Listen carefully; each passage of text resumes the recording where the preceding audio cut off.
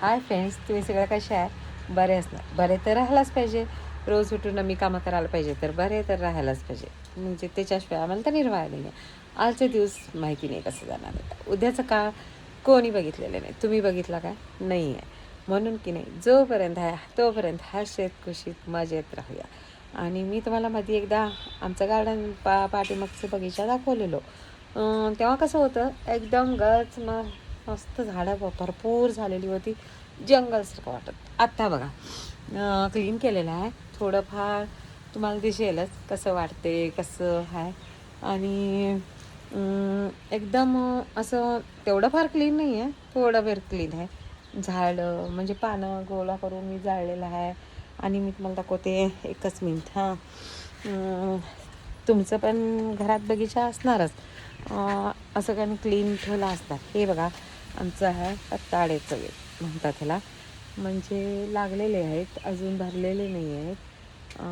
म्हणजे तेवढं फार लागलेलं नाही. आमच्या दिरांच्या घरी भरपूर लागतात म्हणे, म्हणजे त्यांनी लावतात, त्यांनी मेंटेन पण करतात. आम्ही मेंटेन करत नाही, आमच्या घरी लागत नाही आहे. हे बघा, सुपारीचं झाड. इथं काय सुपारी उगत नाही आहे, तरी पण शोला लावून ठेवलेलं आहे. केळीची झाड आहे इथं. खरं तर ती आमची नाही आहे, त्यांची आहे. तरी बी बघायला पानं वगैरे मस्त मिळते. पानं आम्हाला उपयोग करायला मिळतात त्यांची झाडं असली तर. पण आणि हे बघा, आमची पपईची झाडं 2 आहेत. तर कसं आहे, पपई तर लागलेलं नाही आहेत. म्हणजे इथं कसं आहे, माकड महाराज आम्हाला पपई टिकायला देत नाहीत. म्हणजे हे कुडी काय नाही, त्यांनी मोडून खाऊन जातात. पण त्यांच्यासाठी तर राहीना म्हणून आम्ही झाडं लावलेली आहेत. हे बघा, आणि करबीचं झाड लावलेलं आहे. ते जरा असं आता आले. हे माझं बेस्टी रोजचं झाड आहे.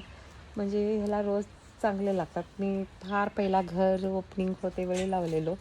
ह्याला मस्त फुलं येतात गुलाबची. आणि हे बघा, पेरूचं झाड आहे. मध्ये वीज मारल्यामुळे पेरूचं झाड गेलं आहे खड्ड्यात, त्याच्यामुळे त्याला पेरू लागत नाही आहे. आता मला पेरू आवडतात म्हणून मी लावायचा विचार केलं. छोटंसं झाड लावलेलं आहे, तरी पण त्याला कसं आहे ना, पेरू लागायचं अजून 2-3 वर्ष होणार. हे फणसाचं झाड अगदी मस्त होतं. मोठे मोठे गरीचे फणस लागत होते. त्याला पण वीज मारल्यामुळे ते बड्डाकात केलो आहे आम्ही. त्याच्याच मुळाने हे झाड तयार झालेलं आहे. मोठं झाड झालेलं आहे. बघूया, पुढच्या वर्षीपर्यंत लागलं तर मी तुम्हाला शेअर करते, कमेंट करते, नक्की सांगते. तुम्ही माझ्याशी शेअर करा, कमेंट करा.